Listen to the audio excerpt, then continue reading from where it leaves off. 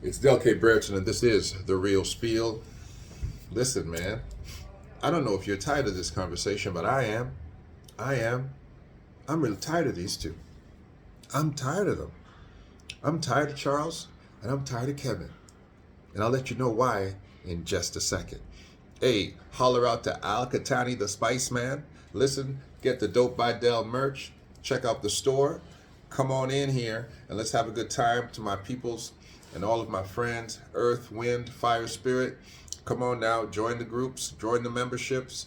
I got a webinar coming up 2:30 p.m. today, live, okay?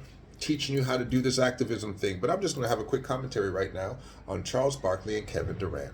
Charles Barkley and Kevin Durant.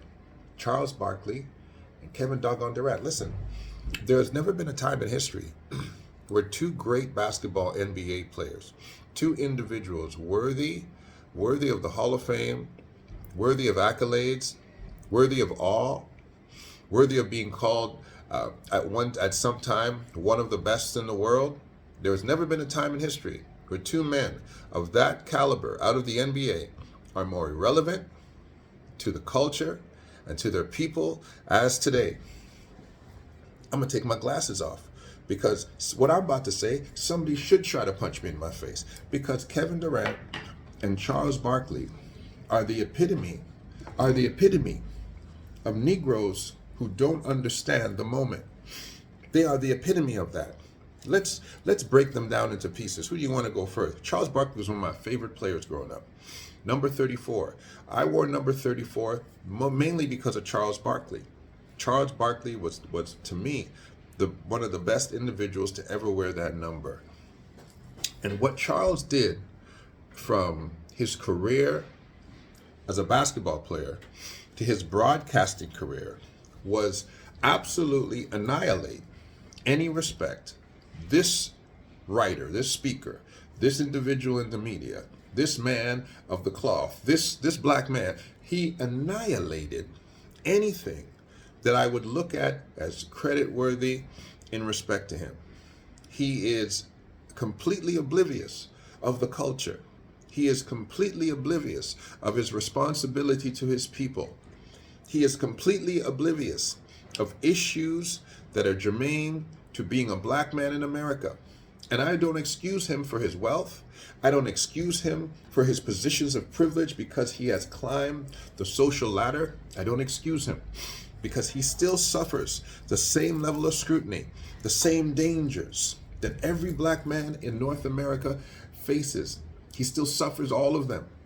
And for him to be an individual who is so blind, deaf, and dumb to the realities of the culture, it is awe-inspiring for an individual to be that obtuse at what it means to be a black man in America. Let's get away from the fact that the gentleman does not even like to date women in his culture.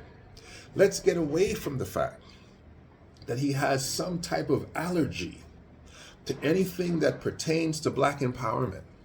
Let's get away from the fact that his level of activism towards people that come from his particular demographic suffer. It's crazy to me. And so I would like to put this out there, that Charles Barkley truly has no right to go on any platform and criticize anyone for whether it be basketball, whether it be an aspect of their presentation and culture, because Charles Barkley, you don't have a doggone leg to stand on.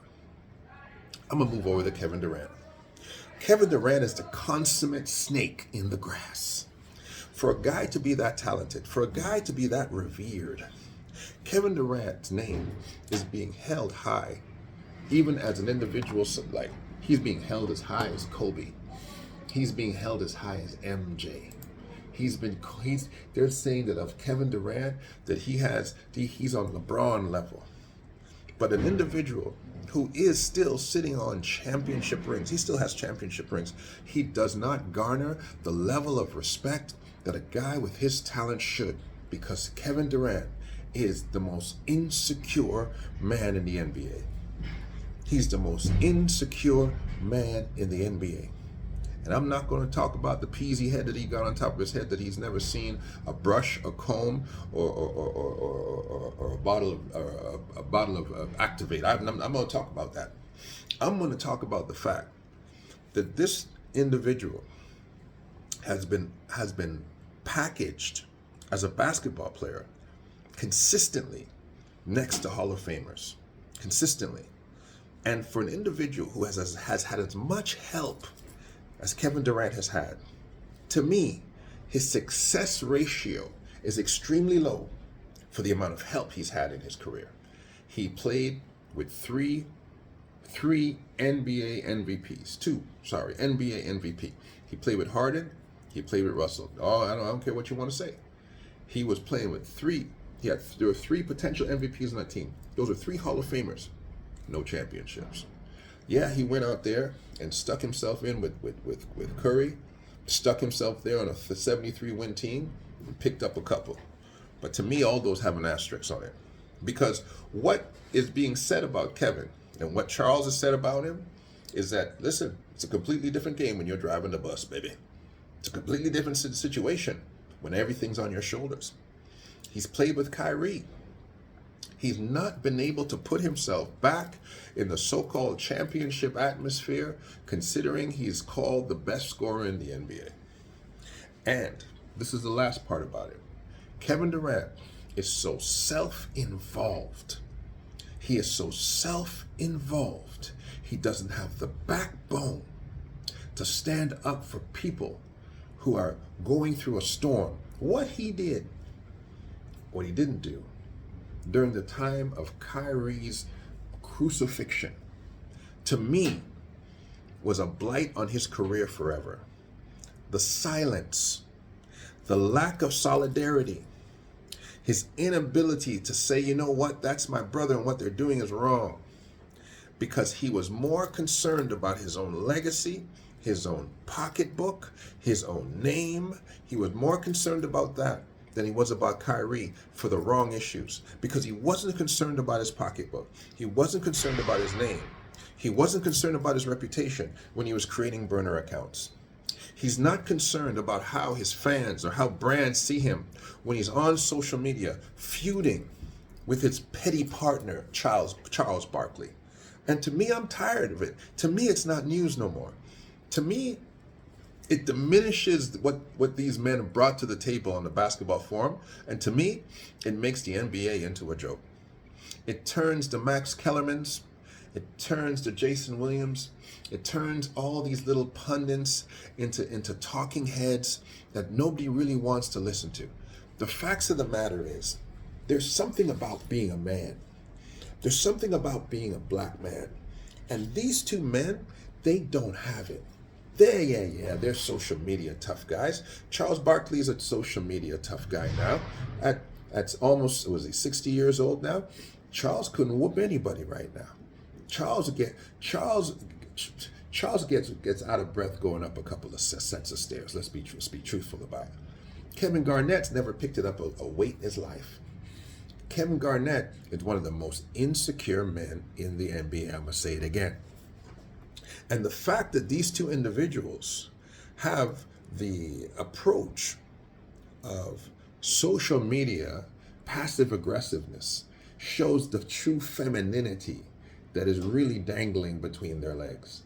These men are not showing themselves to be men. They didn't show themselves to be men when there was social commentary needed to be said. We know what Charles Barkley said of Kyrie.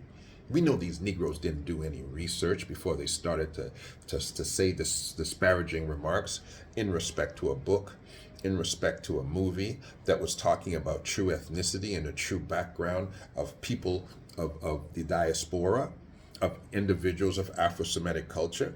They didn't have the capacity to ask a question and dive into, where they actually come from. They didn't pick up a book and said, let me discover the black presence in the Bible. Yeah, this is My Brother Here by Reverend Walter Arthur McKay. They didn't say, you know what, let me take up a book and let me see if I can read the stories of Mansa Musa, right? The African Groet in me. They didn't pick up a book and said, hey, let me look at the historical oneness published by myself and Dr. Belita Cross, the PhD, they didn't say, let me do some research. These Negroes didn't even go on Wikipedia. They didn't say, let me ask a couple of questions of individuals who've got more information than me. But no, one of them hid in the backgrounds as Kyrie was going through. He hid in the background. He sat back and allowed his brother to be taken and raked through the coals. The other one went on the whole house Negro parade, became a slave catcher, a neo-slave catcher. Listen, men like this, I don't care if they're going back and forth. I don't care if these two house Negroes are going back and forth. They wouldn't even have put Kevin in the field. Kevin couldn't have held up to some sun. He can't, because there's individuals that cower under scrutiny. That's why he had burner accounts. Because he didn't have the nerve to put his own voice out there. And the only person he can fight with are individuals on his same level. Cowards. So I don't want to hear nothing more about these two. They're bad for the culture. You hear what I'm saying?